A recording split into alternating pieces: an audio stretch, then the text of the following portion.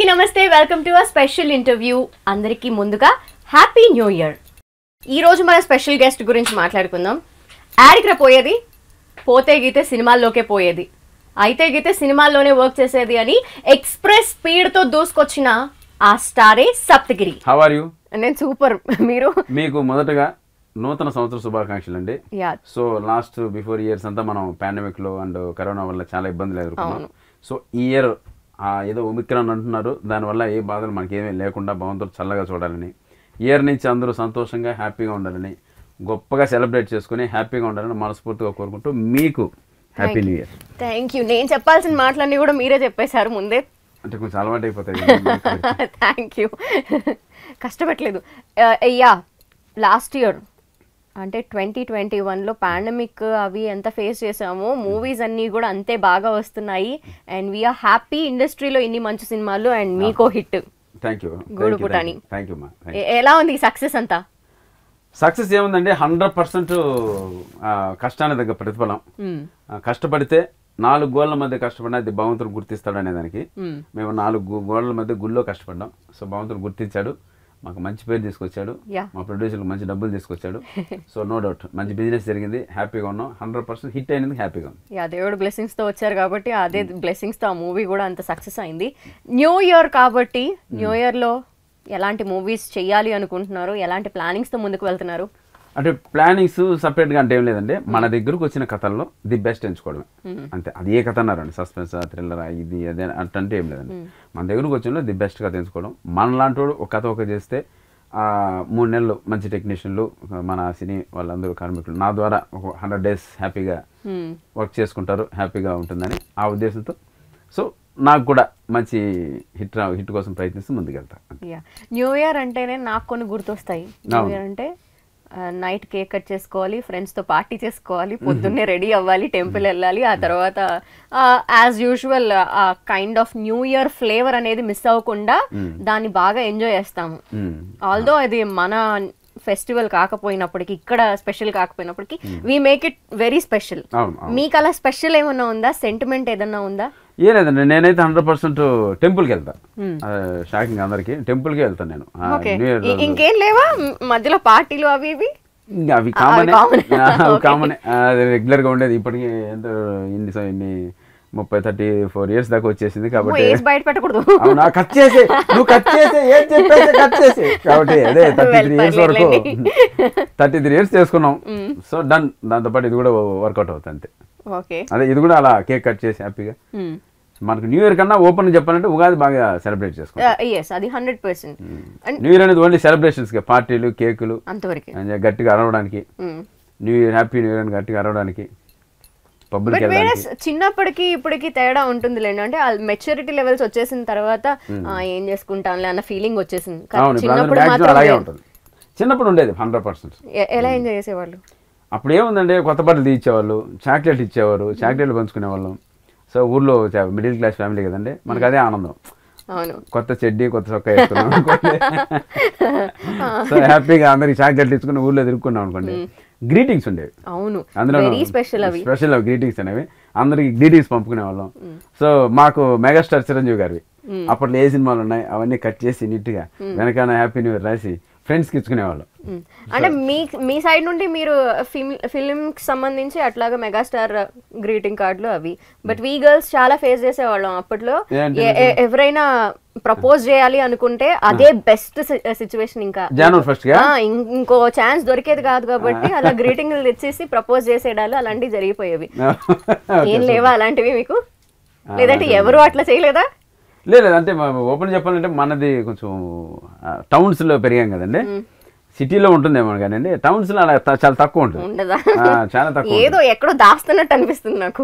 లేదండి, ఉన్నా కూడా ఇప్పుడు హ్యాపీగా అందరూ సెటిల్ అయిపోయారు హ్యాపీగా, అవన్నీ కామనే. రిజల్యూషన్స్ ఇంకెప్పుడైనా పెట్టుకుంటామో లేదో కానీ బర్త్డేస్కి న్యూ ఇయర్స్కి మాత్రం ఇది చేసేయాలి, నెక్స్ట్ ఇయర్ నుండి ఇది మానేయాలి, లేదంటే ఏదో ఒకటి సాధించేయాలి అని రెజల్యూషన్ అయితే ఖచ్చితంగా పెట్టుకుంటాము. ఏమైనా ఉన్నాయా రెజల్యూషన్స్? నా రెజల్యూషన్ ఆల్మోస్ట్ ఇప్పుడు జరిగి 20 years అయిపోయిందండి. ఫస్ట్ది శ్రీ వెంకటేశ్వర స్వామి గుళ్ళో, అంటే గర్భగుడిలో తిరుమలలో నాన్ వెజ్ వదిలేసాను. సో ఇప్పుడు 25 years అయింది. అవును. ఇంకా జీవితంలో నాన్ వెజ్ తిన్నాను. సో ఒకటి వదిలేసాను. సో నాకు బేసిక్గా సిగరెట్ మందు ఇది అలవాట్లేదు, అవి కూడా వదిలేసాం. సో ఇంకా వదులుకోవడానికి ఏమీ లేదు ఇంకా. ఇప్పుడు అలవాటు చేసుకోవడానికి ఏదైనా కొత్తగా లేదండి, విజయాలు అలవాటు చేసుకోవాలి, విక్టరీ కావాలి. అందులో ఉండే కిక్కు, అందులో ఉండే ఆనందం మామూలుగా ఉండదు, అది కావాలి ఇప్పుడు నాకు. సో సక్సెస్ఫుల్ డయాస్ పైన నిలబడుకోవాలి, మనం సక్సెస్ఫుల్ పర్సన్ ఇంకా ముందుకు వెళ్ళాలి, మన ద్వారా 10 మందికి మంచి జరగాలి, మనం 10 మందికి సహాయం చేసే స్థాయికి ఎదగాలి. సో ఇటువంటి ఆలోచనలు ఎక్కువ ఉంటాయి నాకు.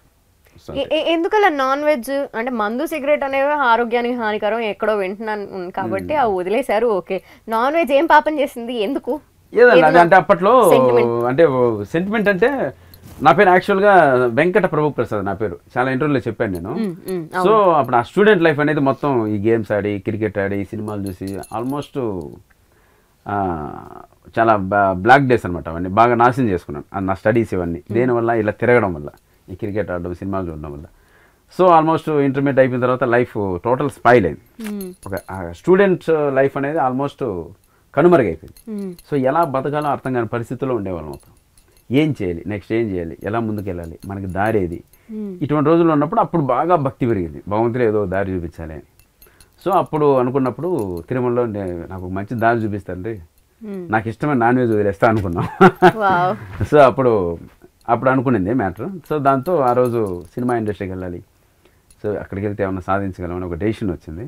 సో ఈ డెసిషన్ కరెక్టో రాంగో మనకు అనవసరం, వెళ్ళి ఒక యుద్ధం చేద్దాం, పోరాటం చేద్దాం, ఆ ఫైటింగ్ స్పిరిట్ నాకు ఇవ్వండి. సో నాకు అలా ఒక ధైర్యాన్ని ఇవ్వండి, ఆత్మవిశ్వాసాన్ని ఇవ్వండి అని దేవుని కోరుకున్నప్పుడు అక్కడ నిర్ణయించుకున్నటువంటి విషయం. So leave it.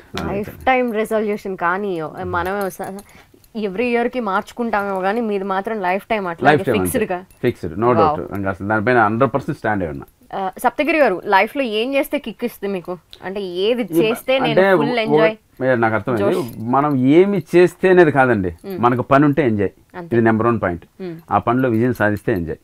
సో ఇంకోటి ఏంటంటే విక్టరీ ఉన్నప్పుడు అందరూ హ్యాపీనే, సక్సెస్ఫుల్ వచ్చినప్పుడు అందరూ హ్యాపీనే. ఎప్పుడైతే పడ్డామో అప్పుడు స్ట్రాంగ్గా ఉండి అప్పుడు మళ్ళీ లేవగలిగితే అంతకు మించిన కిక్ ఇంకోటి ఉండదు.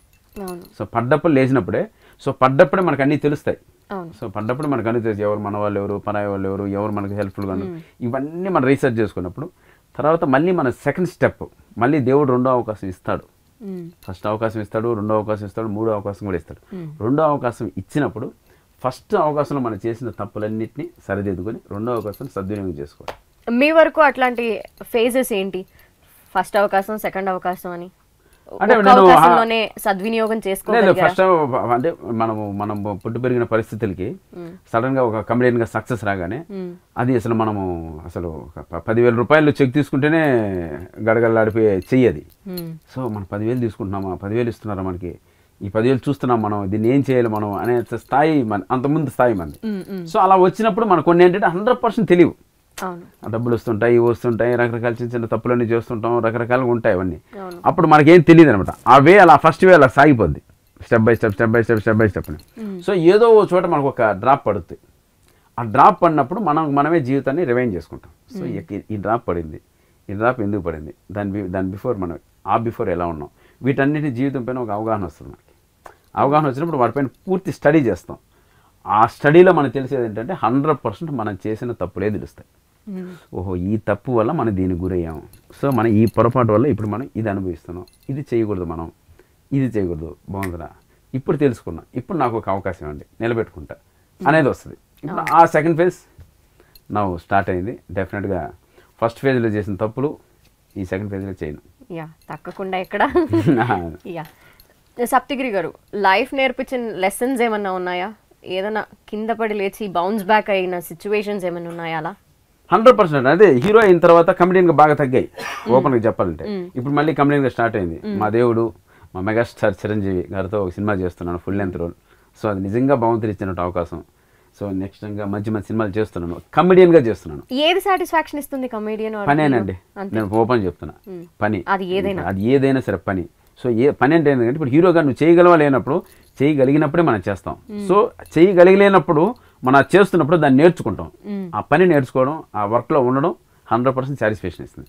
సో మనం అనవసరమైన బాధ్యతని బరువుని ఎత్తి నేర్చుకున్నాం అన్నప్పుడు దాన్ని మోయాలి, దాన్ని మోసి దాన్ని విజయం కొట్టాలి. సో అప్పుడు ఆ వర్క్ని ఎంజాయ్ చేస్తాం. No many of them are coming ఇండస్ట్రీలో కమీడియన్ గా చేసి హీరోగా మారిన వాళ్ళు ఉన్నారు. కొంతమంది అలా ఎక్స్పెరిమెంట్ గా చేసి ఆగిపోయిన వాళ్ళు కూడా ఉన్నారు. అలా మీరు వచ్చినప్పుడు మీకేమనిపించింది, ఇది మళ్ళీ నేను నిలబెట్టుకోగలనా, లేదంటే ఆ కొంతమంది ఎవరైతే బ్యాక్ స్టెప్ తీసుకున్నారో అలాగే మిగిలిపోగలనా, అట్లాంటి ఖచ్చితంగా ఆలోచించుకుంటారు? సో దీనికి సమాధానం ఒకటేనండి, 5 ఏళ్ళు ఒకలా ఉండవు. మీ జీవితం ఉన్నట్లు నా జీవితం ఉండదు, సునీల్ అన్న లైఫ్ ఉన్నట్లు సప్తగిరి లైఫ్ ఉండదు, సప్తగిరి లైఫ్ ఉన్నట్లు ఇంకొకరి లైఫ్ ఉండదు. ఇది 100%. ఈ విషయంలో మనం నేర్చుకోవాల్సింది ఏంటంటే 100% అందరి జీవితాలు ఒకలా ఉండవు. మన ఆత్మవిశ్వాసంతో ఫస్ట్ వ్యక్తిత్వాన్ని, మన క్యారెక్టర్ మనం స్టడీ చేసుకోవాలి. దాన్ని స్టడీ చేసుకుంటే డెఫినెట్గా విన్ అవుతాం.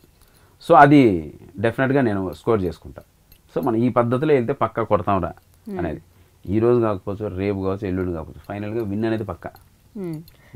ఒక కమెడియన్ గా చూసిన ఆడియన్ హీరోగా చూడాలి అంటే ఆలోచన, చూసే విధానం మారాలి. ఖచ్చితంగా హీరోలాగా చూడాల్సిన అవసరం ఉంటుంది. Because you are a hero that please. మరి ఆడియన్స్ పాయింట్ ఆఫ్ వ్యూలో కూడా ఆలోచించారా? 100% అండి. ఎప్పుడు 100%. ఇప్పుడు అదే సప్తగిరి ఎల్ఎల్బి చేస్తున్నప్పుడు లాస్ట్ 45 మినిట్స్ మీరు ఈ రోజు చూడండి, వేరే టర్న్ ఓవర్ ఉంటుంది సినిమా, వేరే ఎమోషన్ ఉంటుంది. ఆ ఎమోషన్ సప్తగిరి చేయగలడా అని 100% చాలా మంది మార్క్స్ చేశారు.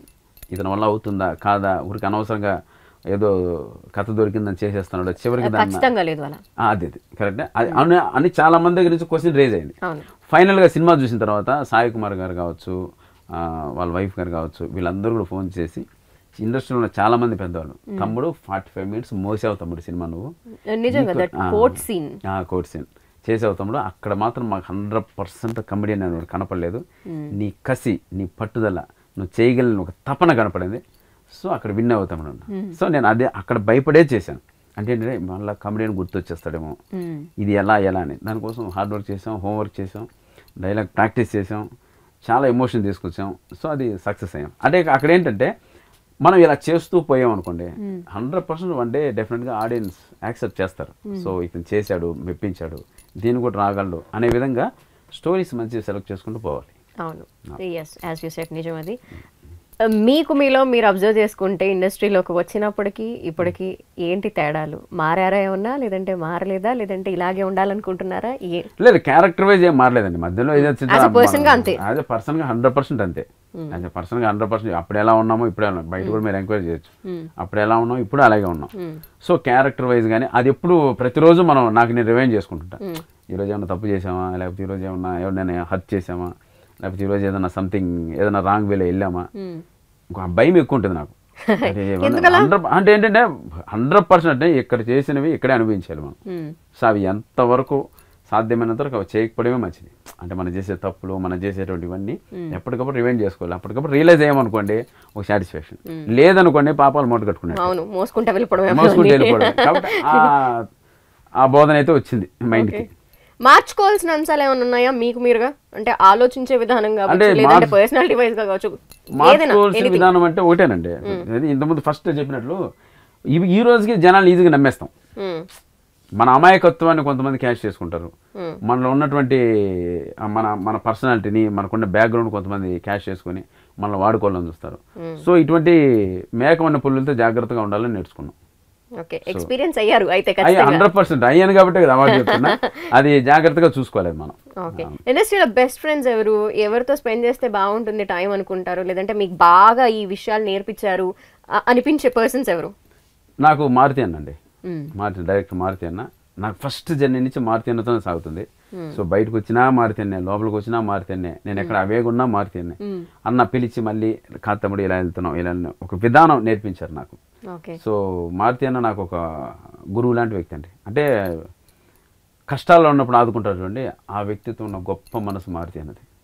అప్పుడున్నప్పుడు ఓహో తమ్ముడు 100% కొంచెం వెనకబడ్డాడు అని పిలిచి మళ్ళీ ధైర్యం చెప్పి, అలాగా తమ్ముడు ఇలా వెళ్ళాలి, ఇలా వెళ్ళాలి, ఇలా వెళ్ళాలి, భగవంతుని నమ్మాలి, భగవంతుని ఎలా నమ్మాలో నేర్పాడు. సో నిజంగా ఆ విషయంలో మారుతి అన్న నాకు భగవంతుడితో సమానం. ఆయన మహానుభావుడు. ఎందుకంటే ఆయన వ్యక్తిత్వం వేరండి. పైకి కనపడేటువంటి మారుతి అన్న అయితే కాదు. మీరు ఆయనతో కొన్నాళ్ళు జర్నీ చేస్తే తెలుస్తుంది ఆయన వ్యక్తిత్వం ఎంత గొప్పది అని. డెఫినెట్గా మారుతి అన్న కూడా నేను ఇప్పుడు జీవితాంతం రుణపడి ఉంటాను. మారుతి గారి నుండి ఒక మంచి అలవాటు కానీ లేదంటే ఏదైనా అంశాన్ని కానీ ఆయన నుండి లాక్కోవాలంటే ఏం లాక్కుంటారు? తెచ్చేసుకుందాం మనలో, అదే మనకు కూడా వ్యక్తిత్వం ఉండాలి. అండి, వ్యక్తిత్వమే అలా ఉండాలి. ఈ రోజుకి వెళ్ళినా నువ్వు 100% నా వల్ల సాయం అవ్వగలిగితే చేసేస్తా గిరి అంటాడు. చేసేస్తా, అది ఏదన్నా కానీ నా వల్ల అయింది చేస్తా. సో నా వల్ల అతను బాగుపడ్డాడు కదా అనే మంచి మనసు అన్నది అదొక నెంబర్ 1. ప్లస్ ఇంకోటి అంటే భక్తి. భక్తి అనేది నేను మ్యాక్సిమం నాకు ఉంది, ఆల్రెడీ ఉంది. నేను దేవుని బాగా నమ్ముతాను. ఏ దిక్కు లేని వాడికి దేవుడి దిక్కు. నేను ఫస్ట్ నుంచే భగవంతుని నమ్ముతాను. సో ఆ భక్తి కూడా మారుతున్న ద్వారా బాగా నేర్చుకున్నాను. ఎలా నమ్మాలి, ఎలా వెళ్ళాలి, ఎలా దేవుని పూజ చేయాలి అనేది మారుతున్న దగ్గర బాగా క్యాచ్ చేశాను. అంటే నాకు లైఫ్ ఇచ్చిన బొమ్మరల్లి భాస్కర్ గారు కూడా నాకు అదే, ఆయనకు దిల్ రాజు గారు కావచ్చు, ఆ బ్యానర్లో చేయగలిగాను నేను. సో ఒక్కొక్క లైఫ్లో ఒక్కొక్కరు ఒక రకంగా మనకి హెల్ప్ చేసినప్పుడు ఆ విషయంలో మారుతేనే నాకు నిజంగా. వెల్, అసిస్టెంట్ డైరెక్టర్ నుండి అలా అలా అలా అలా మంచి మంచి రోల్స్లోకి వచ్చేసారు. మరి డైరెక్షన్ కూడా ఏమన్నా ఇంట్రెస్ట్ ఉందా? లేదు, డైరెక్షన్ ఇంట్రెస్ట్ లేదు. బస్ట్ ఈ 2022 100% నా ద్వారా ఒక కథ అయితే ఇస్తున్నాను. 2-3 కథలు అయితే ఇస్తున్నాను. నా సినిమాలకే ఇస్తున్నాను. అది జరుగుద్ది పక్క. అంటే ఈ ఇంట్రెస్ట్ కూడా ఉందా, స్టోరీ రైటింగ్, కథ? 100% అండి. అసిస్టెంట్ డైరెక్టర్ కదా, 7 years చేశాను అసిస్టెంట్ డైరెక్టర్ గా. అంటే assistant director to direction department వెళ్ళిపోతారు, ఆ థాట్ లో ఉంటాం కదా మేము. అవును, లేదు డైరెక్షన్ లేదు కానీ డైరెక్షన్ అదే వెరీ టఫ్ జాబ్ అండి. అంతేనా? అది దానికి అది ఒక యజ్ఞం. దాంట్లో మనం వేలు పెట్టకూడదు. సో కథాపరంగా మనం 100% కూర్చొని టైం ఖాళీ ఉన్నప్పుడు రాసుకోవచ్చు, ఇలా వెళ్ళొచ్చు అని మనం థాట్ ప్రాసెస్ పెంచుకోవచ్చేమో కానీ డైరెక్షన్ అనేది మాత్రం 100% అది యజ్ఞం. ఎప్పుడు రాసుకున్నారు? పాండమిక్ టైంలోనా లేదంటే జస్ట్ మన దగ్గర ఉన్నది కూడా 2-3 కథలే, ఒక 10-15 లేవు. బట్ ఆ 2-3 చాలా బాగుంటాయి. డెఫినెట్ గా ఇయర్ ఒకటి వస్తుంది అనుకుంటా. ఇయరే ఒక్క మూవీ అయితే వస్తుంది. 2022 ఈజ్ లైక్ సప్తగిరి ఇయర్, మేము రాసుకుంటాం అట్లాగా. పాండమిక్ గురించి మాట్లాడుకుందాం. ఎందుకంటే పాండమిక్ టైంలో అందరూ ఇంట్లో ఉండి కొంచెం చబ్బి అయ్యారు, ఆ తర్వాత వర్కౌట్స్ మీద పడ్డారు. మీరేంటి అట్లాగే కనిపిస్తున్నారు యాజ్ యూజువల్, లైక్ ఎప్పుడు కనిపించేలాగే? లేదండి, నేనైతే 100% గుడ్ యోగా పర్సన్. వీనో ఎస్, నిజంగా ఈ వీటి గురించి కూడా తెలుసుకుంటాను అనుకోని. అవును, నేను పక్కా సూర్య నమస్కారాలు, ప్రాణాయామం బాగా చేస్తాను నేను. సో ఈ లాక్డౌన్ పాండమిక్ టైంలో మాత్రం నాకు బాగా ఉపయోగపడింది ఏంటంటే, ఇన్నాళ్ళు ఆసనాలు కరెక్ట్గా వేయడం, సూర్య నమస్కారం కరెక్ట్గా వేయడం, ప్రాణాయామం కరెక్ట్గా వేయడం నేర్చుకున్నాను. అది బిఫోర్ వచ్చి నాకు. సో ఈ లాక్డౌన్ ఈ పాండమిక్ టైంలో మెడిటేషన్ ఎలా చేయాలో నేర్చుకున్నాను. దానిపైన ఎక్కువ కాన్సన్ట్రేట్ చేశాను. అందులో మ్యాక్సిమం 100లో ఒక కనీసం ఒక 5%, 10% అన్న సాధించానేమో అని ఒక ఆనందం. సో 100% 50 minutes కూర్చోగలుగుతున్నాను, 50 minutes కాన్సన్ట్రేట్ చేయగలుగుతున్నాను. సో అది చేసానేమో అనిపిస్తుంది. ఓకే, అంటే నేను ఇంకేదో ఎక్స్పెక్ట్ చేశాను, అంటే వంటలు నేర్చేసుకున్నాము లేదంటే చేసేసాము రకరకాల పనుల్లో. ఓకే, ఏం నేర్పించింది లాక్డౌన్ టైం సిచ్యువేషన్, ఆ కరోనా సిచ్యువేషన్? అందరికి ఏదేదో నేర్పించేసింది కదా, ఏదో ఒకటి ఖచ్చితంగా. అంటే ఇంట్లో వాళ్ళతో ఏ విధంగా ఉండాలి అని కొంతమంది నేర్చుకుంటే, బయట సిచ్యువేషన్స్ మనం ఏ విధంగా ఫేస్ చేయాలి అని, లేదంటే ఎవరికి ఎంత ఇంపార్టెన్స్ ఇవ్వాలని, మన లైఫ్ మీద మనకెంత కాన్ఫిడెన్స్ ఉండాలి అని, ఇలా ఒక్కొక్కళ్ళు ఒక్కొక్కటి నేర్చుకుంటే టైం ఖాళీగా ఉంది కాబట్టి ఇవన్నీ జరిగాయండి. టైం ఖాళీగా ఉంది కాబట్టి. సో ఫైనల్ గా ఏంటంటే 100% ఎవరి లైఫ్ పైన వాళ్ళకి అవగాహన ఉంటుంది. అది ఖాళీ టైం కాబట్టి ఎటు పిచ్చి పిచ్చి మాట్లాడుకుంటుంటారు. లేదంటే మ్యాటర్ చెప్పడం ఏంటంటే, బట్ నా మటుకు ఇతరుల గురించి నేను చెప్పలేను. సో పాండమిక్ టైం అయితే మాత్రం నాకు మెడిటేషన్ బాగా ఉపయోగపడింది. సో సమ్ టెంపుల్స్కి వెళ్ళి ఎలా మెడిటేషన్ చేయాలో నేర్చుకున్నాను. సో అది బాగా ఉపయోగపడింది నాకు. సో అంతేగాని ఇంకా ఫ్యామిలీ అంటారా, మా అమ్మ, ఫాదర్, వీళ్ళందరూ ఎప్పుడు హ్యాపీనే. సో కాబట్టి ఆ పరంగా నాకైతే నా వరకు ఇది యూజ్ అయింది. ఓకే, అంతేలేండి, ఒక్కొక్కరు ఒక్కొక్క విధానం. మనకి వంటలు చేయడం మనకు తెలియలే, కూర్చోవడం, ముద్ర వేసుకోవడం, అలవోకగా డైలాగ్స్ చెప్పేస్తారు. ఆ 45 minutes అయితే చాలా హైలైట్ అని ఇందాకే మాట్లాడుకున్నాము. అవును, టక డైలాగులు ఇలా చెప్తారు. అఫ్ కోర్స్ మీ అక్క అనే డైలాగ్ అయితే నన్ను ఇప్పటికీ అలాగే అంటారు కొంతమంది. అవునా?